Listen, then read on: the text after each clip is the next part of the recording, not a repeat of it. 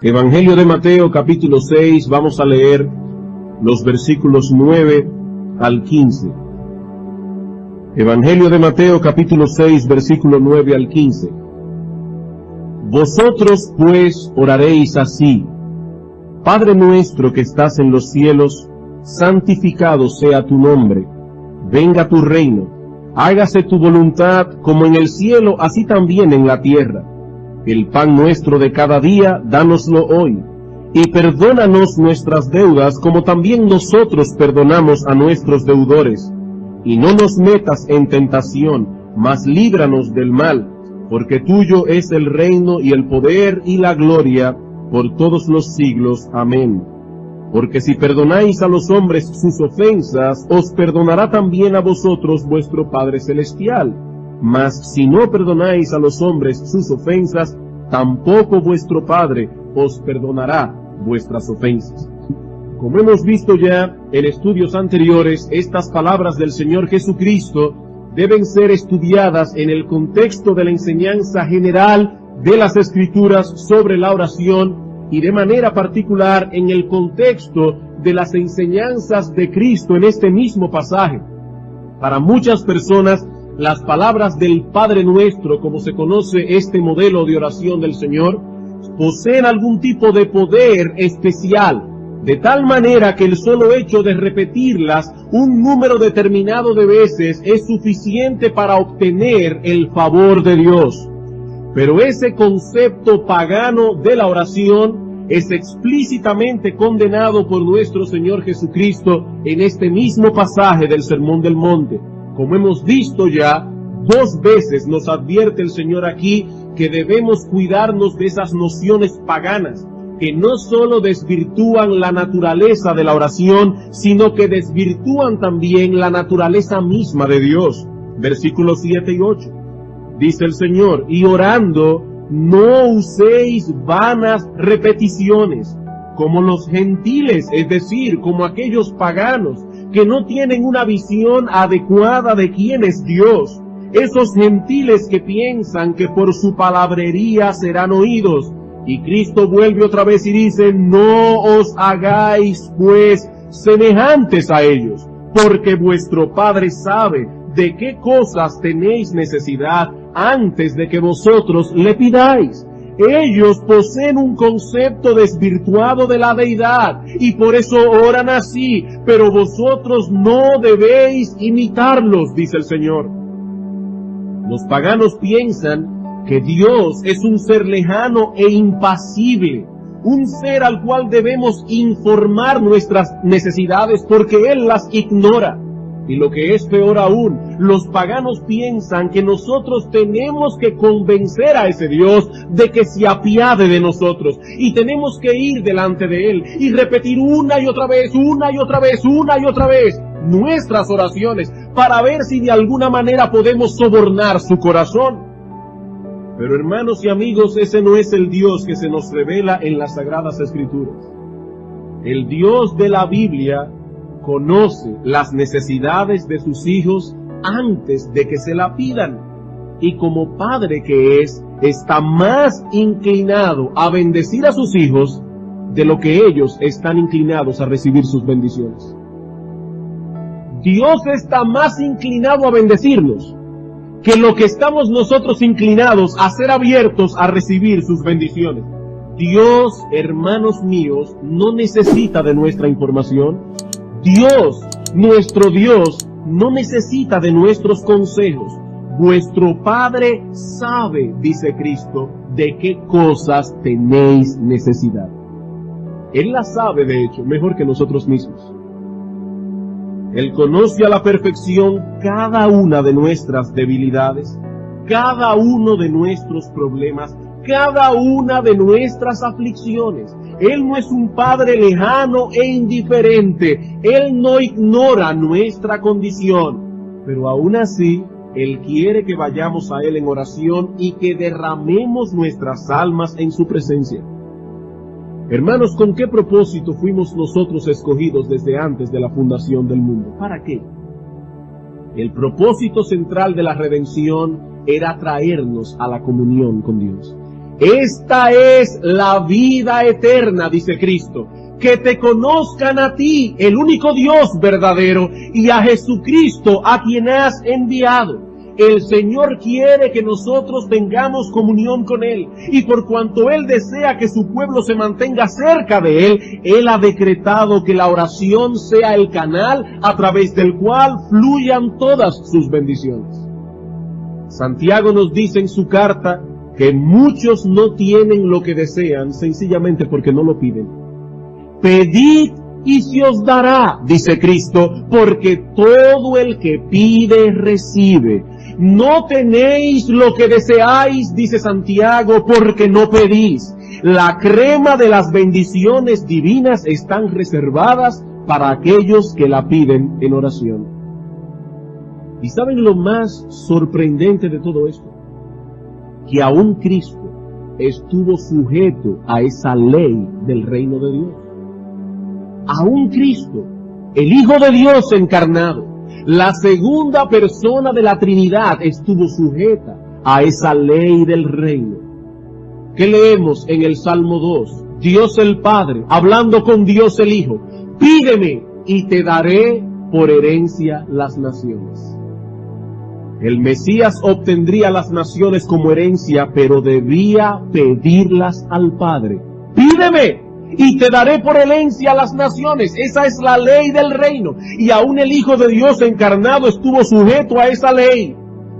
De Cristo se dice en el libro de los Hebreos, que en los días de su carne, ofreciendo ruegos y súplicas con gran clamor y lágrimas al que le podía librar de la muerte, fue oído a causa de su temor reverente. Cristo fue oído a causa de su temor reverente. El Hijo de Dios encarnado, la segunda persona de la Trinidad, tuvo que ofrecer ruegos y súplicas. Y yo me pregunto, hermanos, ¿cuánto más nosotros, que pertenecemos a una raza caída, a una raza llena de debilidades? Como decíamos en un sermón anterior, no es Dios quien necesita ser informado por nuestras oraciones, somos nosotros. No es Dios el que necesita la información, somos nosotros. Necesitamos ser informados y recordar continuamente que no somos autosuficientes y que en todo dependemos de Él.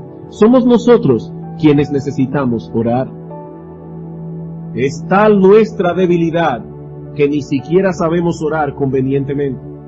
Y es por eso que nuestro Señor Jesucristo no se limitó a impartir enseñanzas acerca de la naturaleza de la oración en los versículos 5 al 8 que ya hemos estudiado, sino que también se preocupó por dejarnos un modelo o guía para nuestras oraciones en los versículos 9 al 13. El Padre Nuestro es una especie de bosquejo o esqueleto de lo que toda oración debe ser.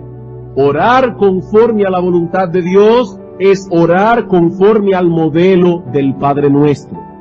El asunto no consiste en repetir esas palabras, sino más bien en seguir el patrón.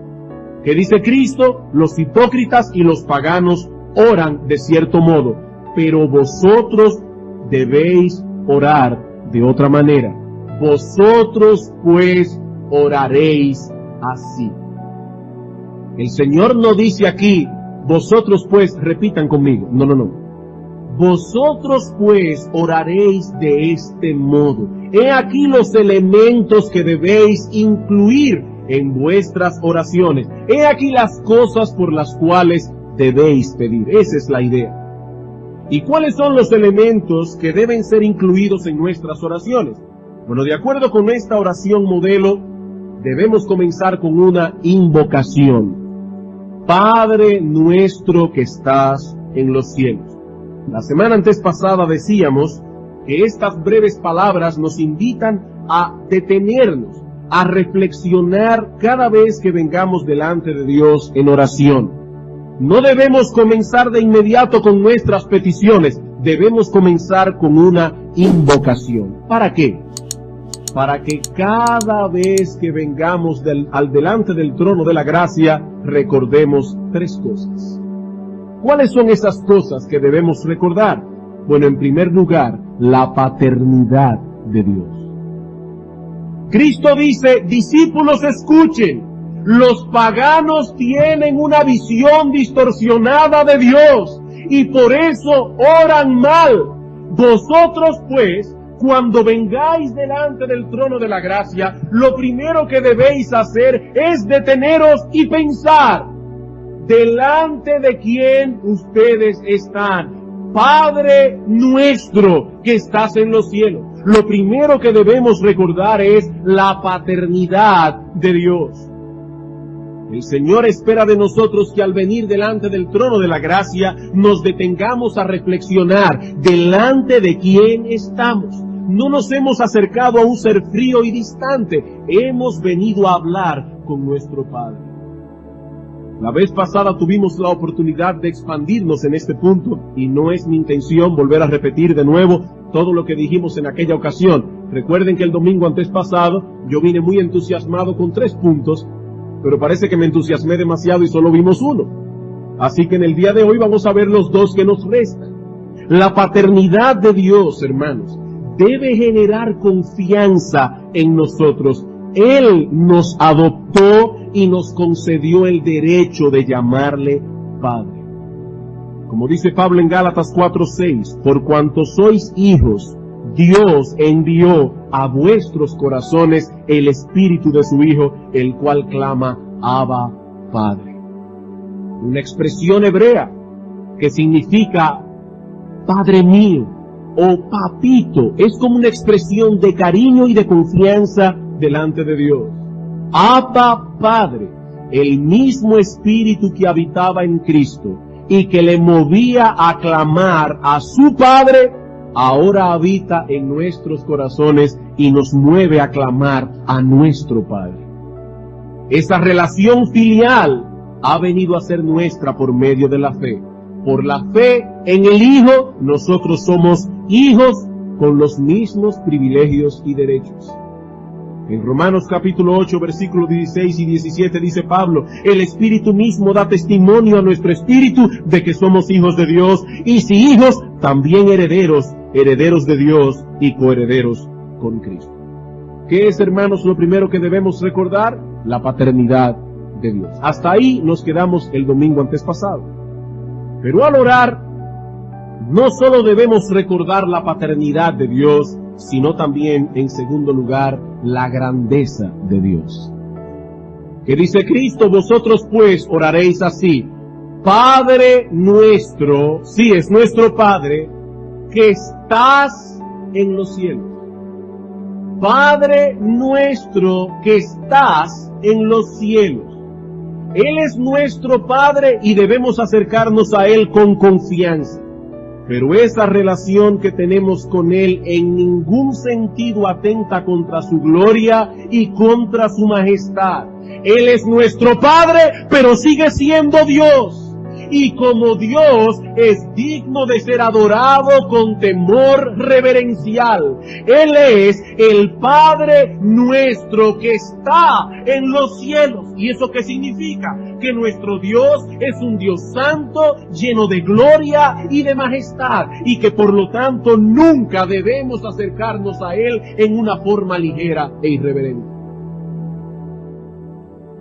En Isaías 57:15 está escrito, porque así dijo el alto y sublime, el que habita la eternidad y cuyo nombre es el Santo. Yo habito en la altura y la santidad. Hermanos, ese es el concepto que encierran las palabras de nuestro Señor Jesucristo. Padre nuestro que estás en los cielos, yo habito la altura y la santidad. Y con el quebrantado y humilde de espíritu, para hacer vivir el espíritu de los humildes y para vivificar el corazón de los quebrantados. Nuestro Dios habita los cielos. Nuestro Dios mora en la eternidad. Y aunque hemos sido adoptados por Él y podemos entrar con confianza delante de su trono, Él no ha dejado de ser Dios. En 1 Timoteo capítulo 6, versículo 15 al 17, Pablo se refiere a nuestro Dios como el bienaventurado y solo soberano, Rey de reyes y Señor de señores, el único que tiene inmortalidad, que habita en luz inaccesible, a quien ninguno de los hombres ha visto ni puede ver, al cual sea la honra y el imperio sempiterno. Amén. Como alguien ha dicho, la gracia de Dios revelada en Cristo no ha cambiado en nada el carácter de Dios. ¿Y por qué decimos esto? Porque muchos hoy día parecen pensar que Cristo trajo consigo un relajamiento de la majestad divina. Ya no estamos bajo la ley del Sinaí, con todos sus truenos y relámpagos. Ahora nos encontramos en la dispensación de la gracia y la misericordia, amparados bajo la sombra y la gracia de nuestro buen Dios. Y por lo tanto, podemos tomarnos ciertas licencias que los creyentes del antiguo pacto nunca hubiesen soñado en tomar. No, hermanos.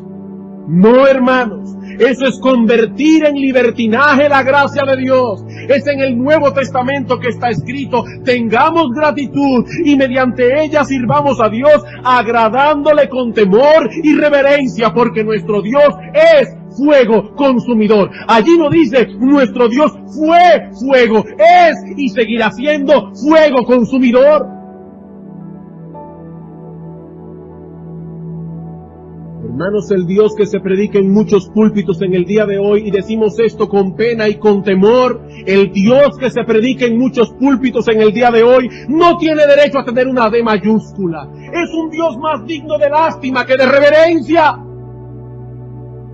Pero ese no es el Dios que se revela en las Sagradas Escrituras. El Dios que se revela en la Biblia está en los cielos, sentado en su trono, sobre todos los tronos, y es un Dios soberano. Ese es el Dios al cual nosotros venimos a orar y a adorar. Sí, es nuestro Padre y debemos tener confianza, pero un concepto no debe atentar contra otro. Él es nuestro Padre que está en los cielos. ¿Acaso no fue el mismo Cristo que dijo en una ocasión: no teman a los que matan el cuerpo, mas el alma no pueden matar? Temed más bien a aquel que puede destruir tu cuerpo y tu alma en el infierno. ¿No fue Cristo quien dijo eso? Nuestro Dios es digno de ser temido. Él está en los cielos, sentado en su trono, con miríadas y miríadas de ángeles y querubines a su alrededor, exaltando su gloria y su majestad, y diciendo: Santo, Santo, Santo, Jehová de los ejércitos, toda la tierra está llena de su gloria. Hermano, ¿alguna vez te has puesto a pensar que es a ese Dios al que tú vienes cada vez que vas a orar? Me gusta mucho ese himno que dice: Dios está presente. Vamos a postrarnos ante Él con reverencia. En silencio estemos frente a su grandeza, implorando su clemencia. Dice que los querubines y serafines le cantan: Santo, Santo, Santo, en su honor. Y luego el himnólogo añade: oh Señor, que nuestra voz como humilde ofrenda a tu trono ascienda. Hermanos, ¿alguna vez usted se ha puesto a pensar que las voces nuestras no dejan de ser un murmullo en el trono de Dios? ¿Saben que yo pienso que esta es una iglesia que canta fuerte? Y a mí me agrada eso. Hermanos, ustedes cantan bien, eso es bueno.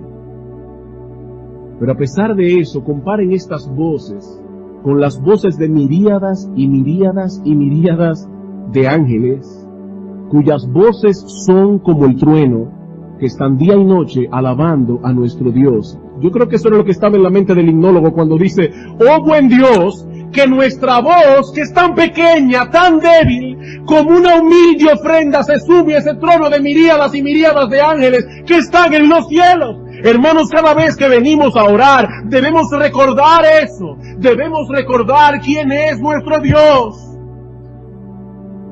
Su paternidad no atenta contra su grandeza, sino que más bien la promueve. Dice el profeta Malaquías: el hijo honra al padre y el siervo a su señor. Si pues soy yo padre, ¿dónde está mi honra? Y si soy señor, ¿dónde está mi temor? Dice Jehová de los ejércitos.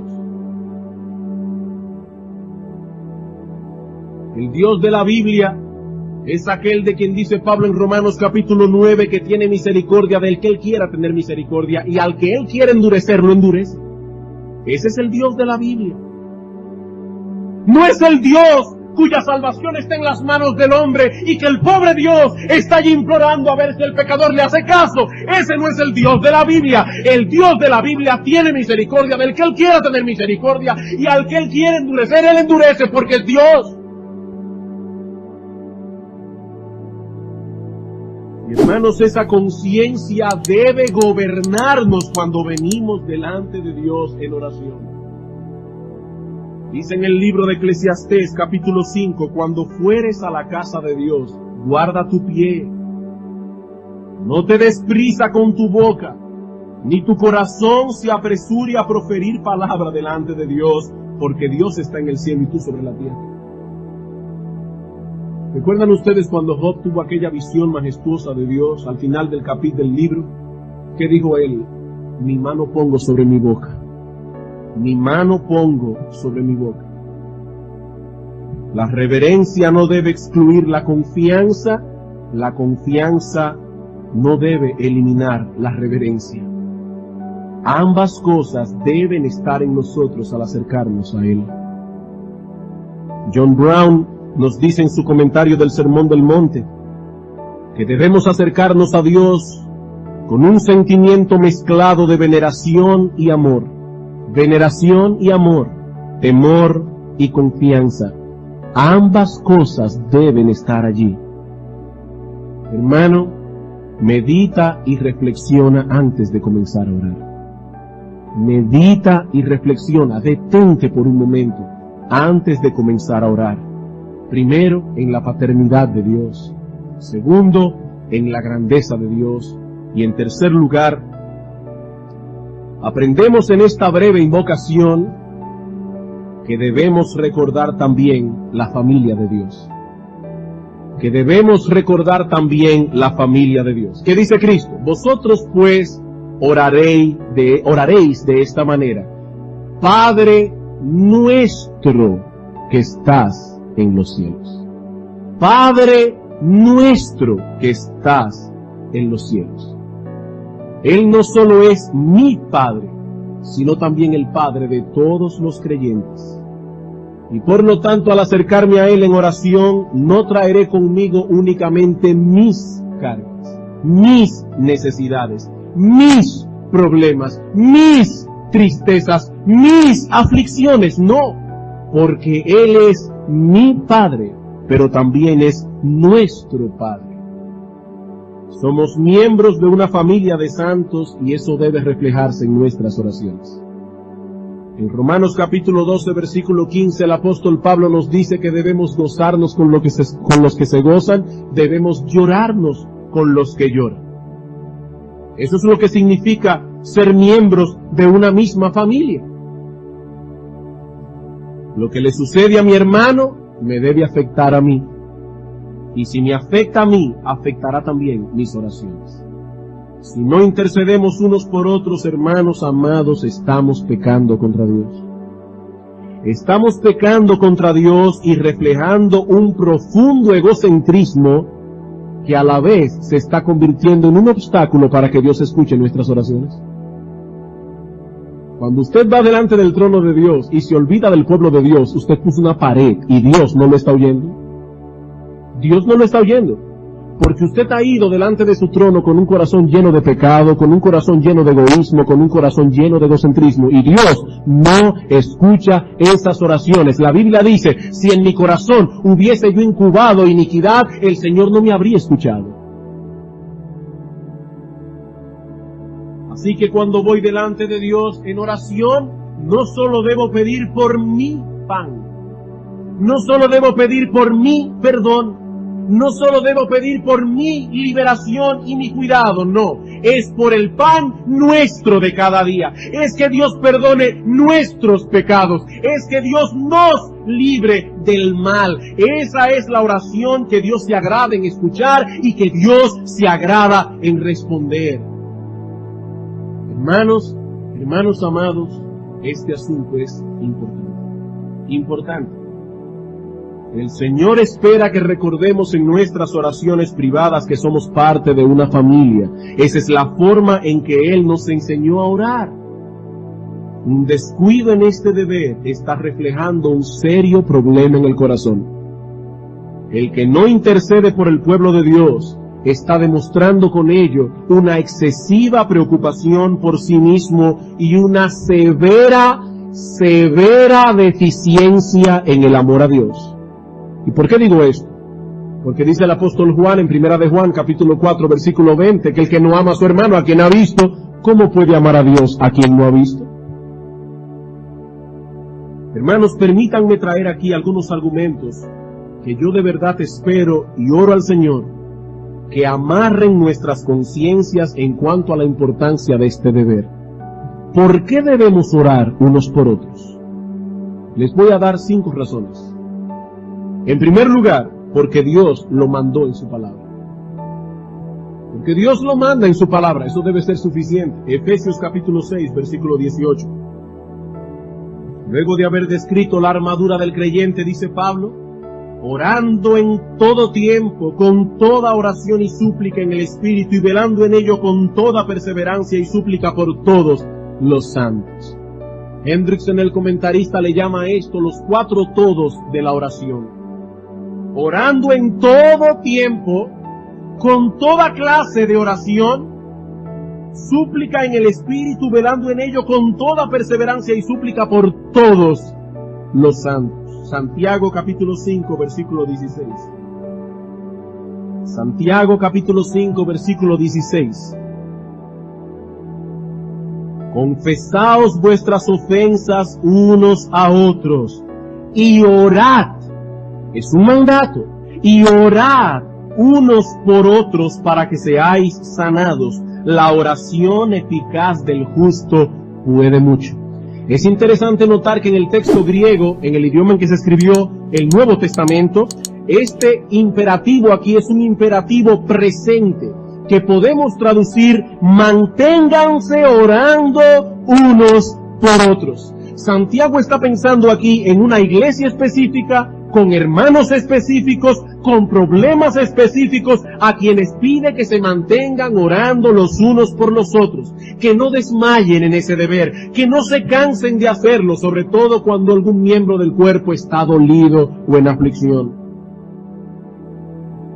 El orar unos por otros es una especie de deuda que tenemos que pagar fielmente. Una especie de deuda. En 2 Tesalónica capítulo 1 versículo 13 el apóstol Pablo dice: siempre debemos orar por vosotros. Y si yo no recuerdo mal, esa es la misma palabra que aparece en Mateo capítulo 18, cuando aquel rey llamó a sus siervos para que le pagase su deuda. Debemos, dice Pablo, siempre orar por vosotros. En una ocasión el pueblo de Israel había pecado contra Dios y fueron a Samuel, el profeta, y le dijeron: oh Samuel, ora por nosotros a Dios. ¿Saben cuál fue la respuesta del profeta Samuel? Lejos sea de mí que peque yo contra Jehová, cesando de orar por vosotros. Dice Samuel: si yo dejara de orar, yo pecaría contra Dios.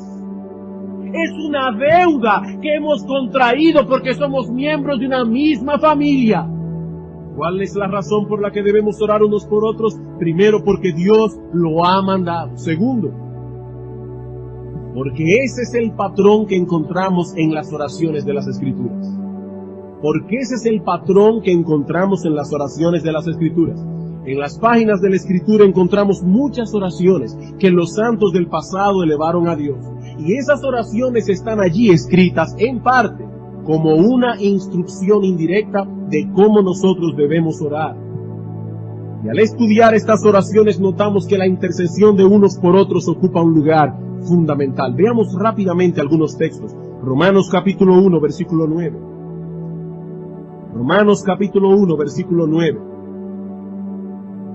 Porque testigo me es Dios, a quien sirvo en mi espíritu en el evangelio de su Hijo, de que sin cesar hago mención de vosotros siempre en mis oraciones. Sin cesar y siempre, como si estuviera multiplicando las palabras para poder amarrar la conciencia de los hermanos. Y yo te pregunto, hermano mío, ¿tú podrías llamar a Dios por testigo y decir, Dios sabe que yo siempre, en mis oraciones, estoy intercediendo por mis hermanos? ¿Puedes tú hacer lo que hizo el apóstol Pablo, llamar a Dios por testigo? Efesios capítulo 1, versículo 15. Efesios capítulo 1, versículo 15 al 16. Por esta causa también yo, habiendo oído de vuestra fe en el Señor Jesús y de vuestro amor para con todos los santos, no ceso de dar gracias por vosotros, haciendo memoria de vosotros en mis oraciones. Hermano, ¿cuándo fue la última vez que tú fuiste delante de Dios porque escuchaste un buen reporte de los hermanos? ¿Cuándo fue la última vez que tú escuchaste cómo Dios bendijo a algún hermano en particular? ¿Cuándo fue la última vez que tú comenzaste a observar en la iglesia cómo algunos hermanos están prosperando en su fe y fuiste delante del trono de Dios y dijiste, oh Dios, gracias por el hermano fulano, gracias por la forma en que yo veo cómo canta en el culto, gracias, oh Dios, por la forma en que tú lo has mantenido en medio de las aflicciones, gracias, oh Señor, porque he visto cómo este hermano está creciendo y madurando en su fe? ¿O eres tú de la gente que lo único que ven nosotros son cosas malas? Hay hermanos que tienen a flor de labios una crítica para todo el mundo. Y eso es, y no temo en decirlo, diabólico, porque la Biblia dice que el diablo es el acusador de los hermanos. Hermano, ¿eres tú como el apóstol Pablo, que continuamente está a la caza para ver por qué cosas ellos pueden venir delante del trono de la gracia a dar gracias por la iglesia? Pablo lo hacía. Filipenses capítulo 1, versículos 3 al 4. Doy gracias a mi Dios siempre que me acuerdo de vosotros, siempre en todas mis oraciones, rogando con gozo por todos vosotros. Hermanos, aquí las palabras abundan. Las palabras abundan. Doy gracias siempre, siempre en todas mis oraciones, rogando con gozo por todos vosotros. Colosenses capítulo 1, versículo 3. Y este ejemplo todavía es más fuerte porque Pablo ni siquiera conocía esta iglesia. Algunos hermanos dicen, yo no sé por qué en el culto de oración se ora por gente que uno ni conoce, con nombres rarísimos que uno no puede ni pronunciar. Pablo no conocía esta iglesia, sin embargo puede con toda confianza decir, siempre orando por vosotros, damos gracias a Dios Padre de nuestro Señor Jesucristo. Y en el capítulo 2, versículo 1 dice, porque quiero que sepáis cuán gran lucha sostengo por vosotros y por los que están en la Odisea y por todos los que nunca han visto mi rostro. Y nos preguntamos, ¿cómo es posible que el apóstol Pablo, un hombre ya viejo, preso en una cárcel en Roma, podía decir, yo estoy luchando a vuestro favor? ¿De qué manera estaba este hombre luchando por los hermanos de Colosas? Agonizando por ellos delante del trono de la gracia en oración. Hermano, ¿cuándo fue la última vez que tú agonizaste delante de Dios por un hermano? ¿Cuándo fue la última vez? Somos parte de una familia y cuando nos acercamos a Dios en oración tenemos que hacer latente esa realidad. Hay muchas personas que afirman pertenecer al pueblo de Dios y sin embargo se sienten al mismo tiempo aislados de ese pueblo. Se sienten excluidos de ese pueblo. Y yo me pregunto, ¿no será acaso que ese pueblo al que dice pertenecer está muy lejos de su corazón? ¿Cómo podremos amarnos unos a otros en un sentido práctico y tangible? ¿Cómo podremos poner en práctica todas esas cosas que el pastor Eduardo ha estado hablándonos en la escuela dominical, si estamos tan preocupados por nuestros propios asuntos que ni siquiera podemos apartar un tiempo para orar por otros? ¿Cómo podríamos? Ese no es el ejemplo que encontramos en las Escrituras. Hermanos amados, eso no es lo que Dios espera de nosotros. De los primeros cristianos se dice en el libro de los Hechos que eran de un corazón y un alma. Un corazón y un alma. Lo que sucedía con uno, sucedía con todos. ¿Saben cuál era la manifestación más elemental de esa unidad? Ellos oraban unos por otros. El que no es capaz de llevar a cabo un deber tan fundamental y tan elemental, seguramente descuidará muchos otros deberes. ¿Por qué debemos orar unos por otros? En primer lugar, porque Dios lo requiere en su palabra. En segundo lugar, porque ese es el modelo de oración que encontramos en las Escrituras. Tercero, porque esa es una de las razones por las cuales Dios nos ha dado su espíritu como un espíritu de oración. Porque esa es la razón o una de las razones por las cuales Dios nos ha dado su espíritu como un espíritu de oración. Es el Espíritu Santo quien impulsa y quien capacita al creyente para orar en el momento oportuno y de la manera oportuna. Romanos capítulo 8, versículo 26. Romanos capítulo 8, versículo 26. Y de igual manera el Espíritu nos ayuda en nuestra debilidad, pues ¿qué hemos de pedir como conviene? No lo sabemos, pero el Espíritu mismo intercede por nosotros con gemidos indecibles. Yo no tengo tiempo aquí para estudiar ese texto con toda la profundidad que requiere, pero es obvio, es evidente que existe una conexión estrecha entre la vida de oración del creyente y la obra del Espíritu Santo en él. Ahora bien, todos los dones y las capacidades del Espíritu deben ser usados de acuerdo con el propósito o con la intención de aquel que los dio. Y ahora yo me pregunto, ¿cuál es el propósito por el cual Dios ha puesto ciertas capacidades y dones en el creyente? ¿Para qué las puso? Dice 1 Corintios capítulo 12, versículo 7, a cada uno le es dada la manifestación del Espíritu para provecho. Por lo que Pablo continúa diciendo en el resto del capítulo 12, 13 y 14, no queda duda que él se refería al provecho de los demás en la iglesia.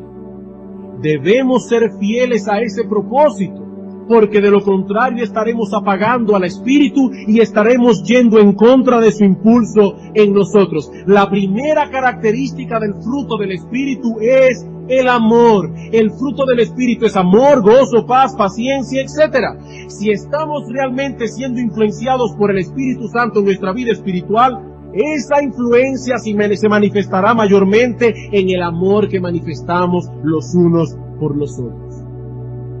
Fue en este punto donde los hermanos de Corinto perdieron la perspectiva correcta. Ellos estaban detrás de los dones espirituales, sobre todo detrás de los más llamativos y espectaculares.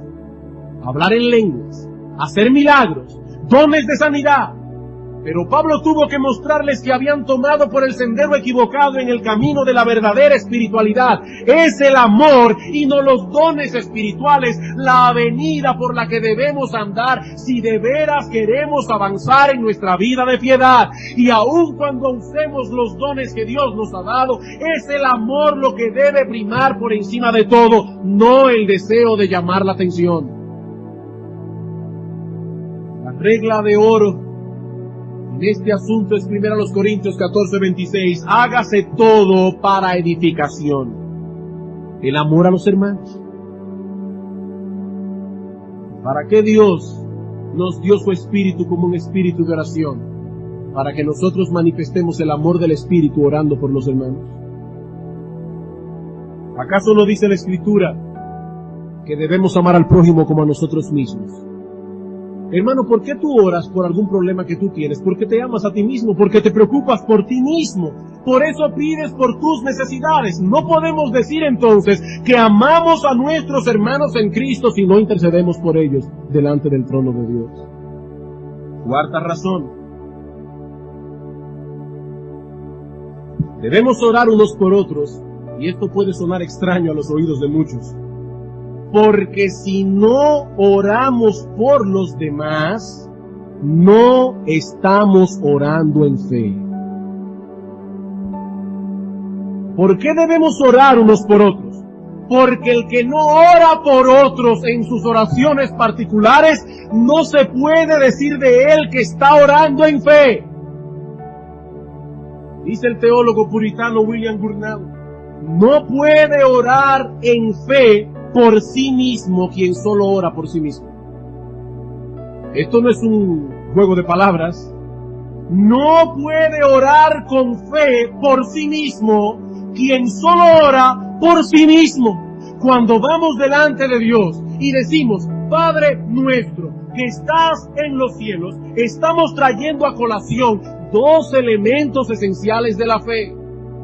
¿Saben cuáles son? La confianza y el amor.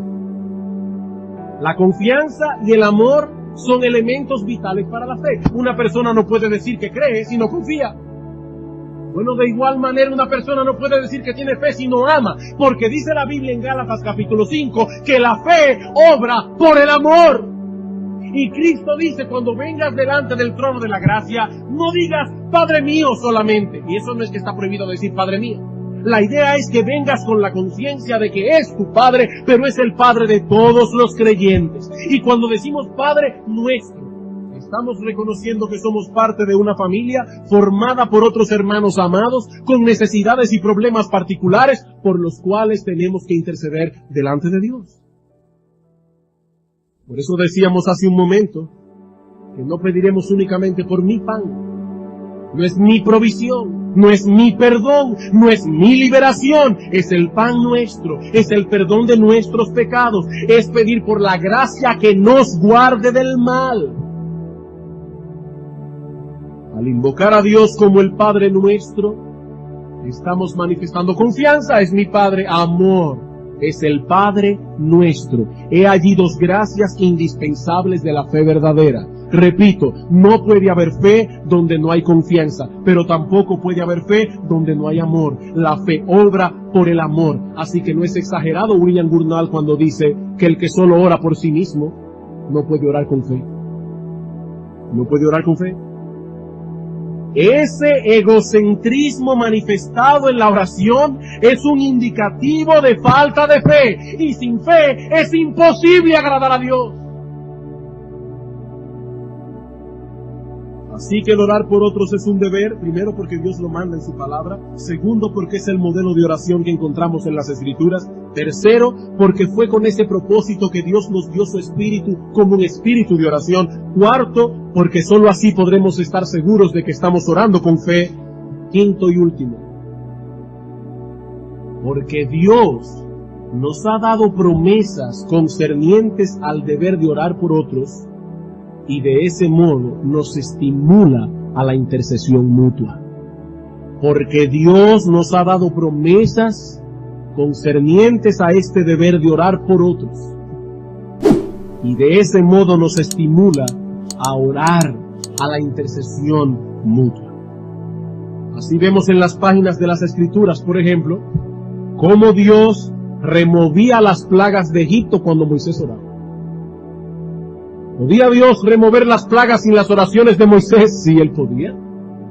Pero decía Faraón, ve donde Moisés y pídele que ore, porque hasta que él no ore no se van las plagas.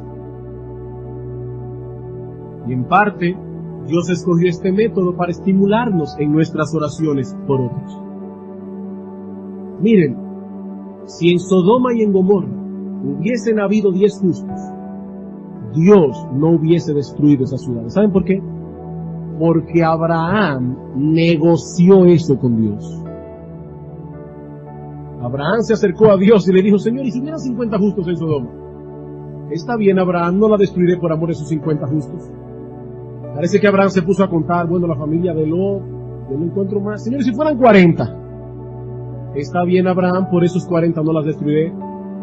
Pero 40 justos en Sodoma no había. ¿Y si fueran 30, Señor? Está bien, Abraham, ni por esos 30 los destruiré. Finalmente, Abraham siguió bajando hasta que le dijo, Señor, solamente si hubieran 10. Y Dios le dijo, está bien, Abraham, si hubieran 10 justos, yo no destruyo Sodoma. El problema es que en Sodoma había un solo justo, que era Lot. Ni su esposa ni sus hijas eran justos. Y Dios destruyó Sodoma. Pero lo que me llama la atención, hermanos, es como Dios, el Dios Todopoderoso, le concede a un pequeño gusanito llamado Abraham que tenga la osadía de negociar su ira con él porque intercedió por Sodoma. Dios le permitió esa osadía a ese pequeño hombre. Por ello, cuando las oraciones intercesoras de los justos no logran obtener la misericordia de Dios, es porque ya nada más puede hacerse. Si eso no lo puede lograr ni siquiera la oración intercesora de los justos, ya nada se puede hacer. Dios ha puesto la oración de los unos por los otros como una especie de apelación final. Así que cuando Dios determina que Él no va a responder las oraciones intercesoras, es para mostrar su resolución de no conceder esa bendición.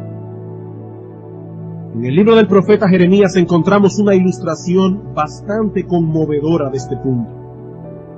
Dios había determinado enviar a su pueblo en cautiverio, y para demostrarle a Jeremías que ya nada cambiaría esa resolución, en el capítulo 15 del libro de Jeremías, en el versículo 1, dice lo siguiente: Me dijo Jehová, si Moisés y Samuel se pusieran delante de mí, aún así no estaría mi voluntad con este pueblo. Échalos de mi presencia y que salgan. Hermanos, ¿están ustedes entendiendo, o estamos nosotros entendiendo, lo que implican estas cosas? Aún si vinieran Samuel y Moisés, lo que Dios está diciendo aquí es que si las oraciones de estos santos hombres no podían hacer nada para que la ira de Dios no cayera sobre esta gente, es porque ya no se podía hacer nada más. No había un tribunal superior al que apelar, porque la oración intercesora del pueblo de Dios es el máximo tribunal de Dios. No hay apelación final, no hay nada más que hacer. Más adelante en el capítulo 17, versículo 15 y 16, Dios le dijo al profeta Jeremías: no ores por este pueblo. No ores por este pueblo, no intercedas por esta nación. El mal estaba determinado sin oportunidad de apelación. Esa es la idea. Esa es la idea. Hermanos, si la oración intercesora ya no puede hacer nada más, no hay ninguna otra cosa que se pueda hacer. Ese es el recurso más poderoso con que cuenta el pueblo de Dios.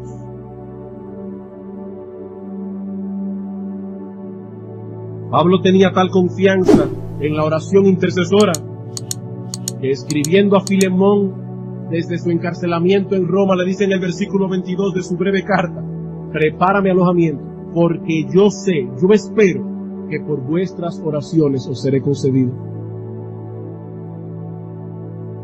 Pablo dice: Filemón, ora por mí, que Dios me liberte, y veme preparando alojamiento, porque yo espero que por vuestras oraciones os seré concedido. Era el imperio romano que tenía preso a Pablo, y en la misma capital del imperio. Pero este hombre conocía el poder infinito del Dios al cual oramos. Y si el testimonio de la historia es correcto, Pablo ciertamente fue librado de su prisión y seguramente llegó a ocupar ese cuarto de huéspedes que Filemón le preparó. Esa confianza de Pablo en las oraciones intercesoras la vemos también en casi todas sus epístolas.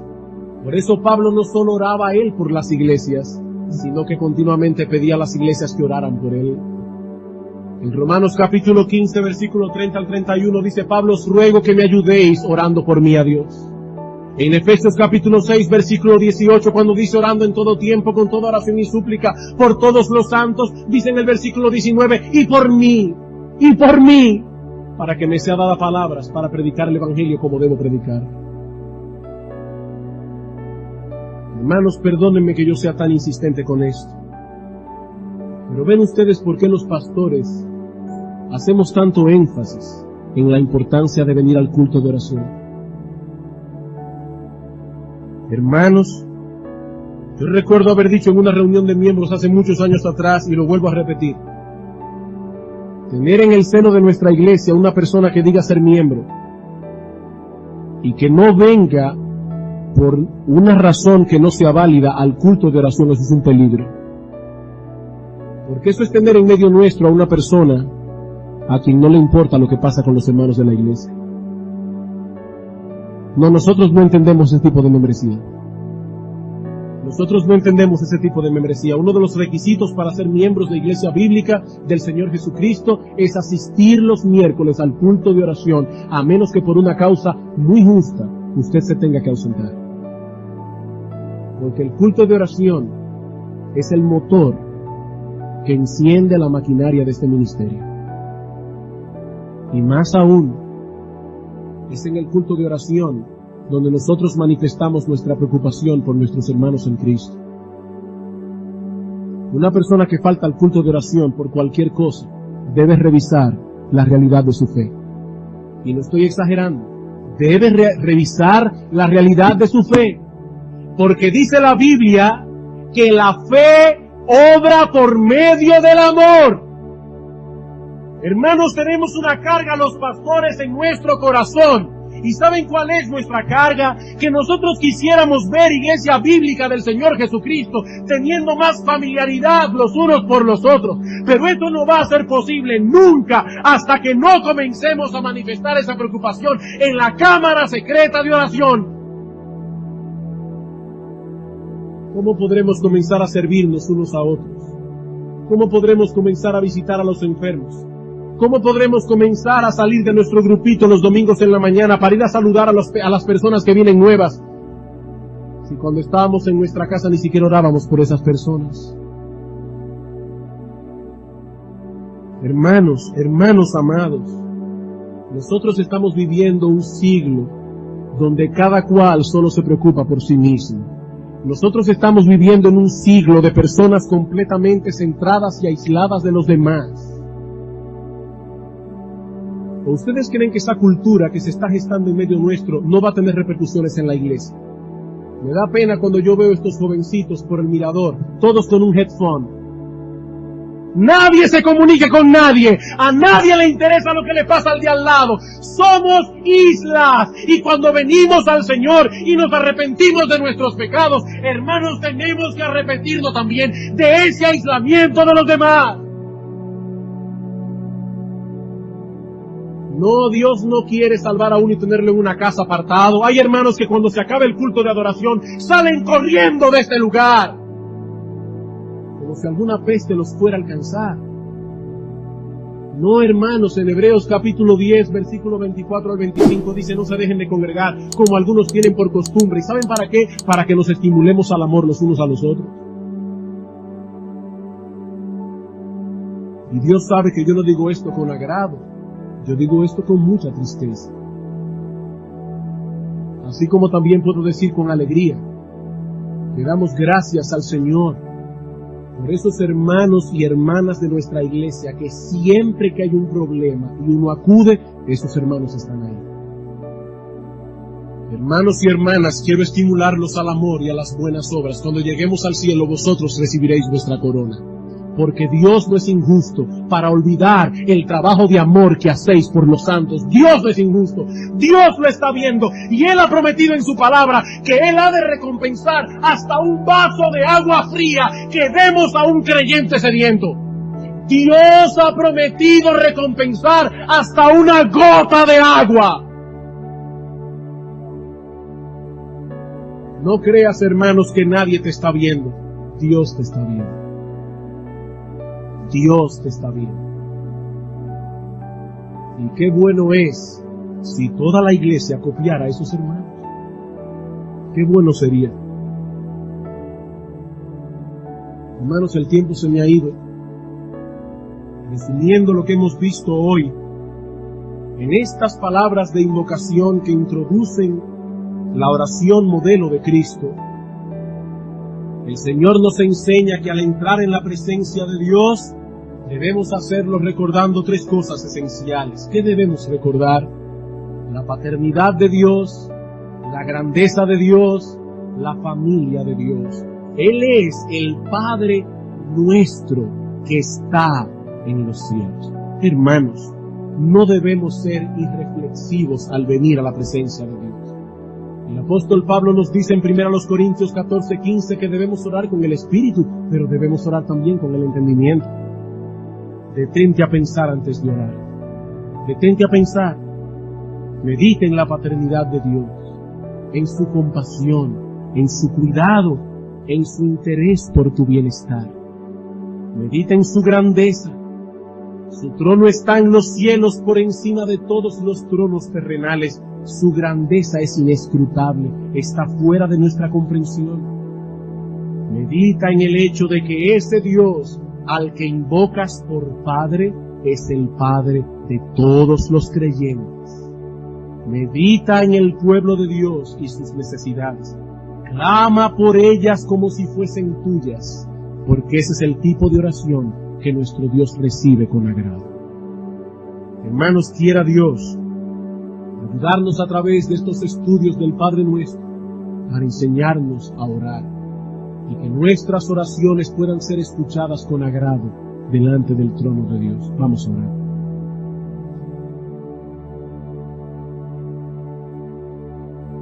Padre nuestro que estás en los cielos, que tu nombre sea santificado. Oh Señor y Dios nuestro, siguiendo el modelo de oración de nuestro bendito Salvador, nosotros te pedimos que tu voluntad sea hecha en la tierra como se hace en el cielo. Sabemos, oh Dios, que los ángeles te sirven con alegría. Sabemos, oh Señor, que los ángeles ministran a aquellos que son herederos de la salvación. Y ahora nosotros te imploramos que tú pongas en nuestros corazones el deseo de servirte a ti de esa manera, el deseo de hacer tu voluntad de esa manera, el deseo de obedecerte a ti como ellos te obedecen. Señor, alimenta en nosotros la comprensión de lo que significa tu paternidad. Ayúdanos, oh Señor, a acercarnos cada vez más con más confianza delante del trono de la gracia, pero al mismo tiempo impresiona nuestras almas con tu grandeza. Que nosotros podamos decir como Isaías: ay de mí, que siendo hombre inmundo de labios, y habitando en medio de un pueblo que tiene labios inmundos, han visto mis ojos al Rey. Danos, oh Dios, esa visión de tu gloria. Y por último, Señor, ayúdanos a comprender el hecho de que pertenecemos a una familia. Oh Señor y Dios nuestro, aumenta nuestro amor por ti, y que en una forma práctica y tangible ese amor crezca los unos por nosotros. Padre bueno, Padre bendito, gracias por los hermanos y hermanas de nuestra iglesia en los cuales tú estás obrando en una forma tan evidente. Gracias, oh Señor, por esos hermanos y hermanas ocupados en sus trabajos y en el cuidado de sus familias, pero que siempre encuentran tiempo para servir. Gracias, oh Señor, por ellos. Ayúdanos a todos nosotros a imitarlos, pero por encima de todo ayúdanos a imitar a nuestro bendito Salvador. Ayúdanos, oh Señor, a ser como Él. Todo esto te lo pedimos en el nombre de nuestro Señor y Salvador Jesucristo. Amén.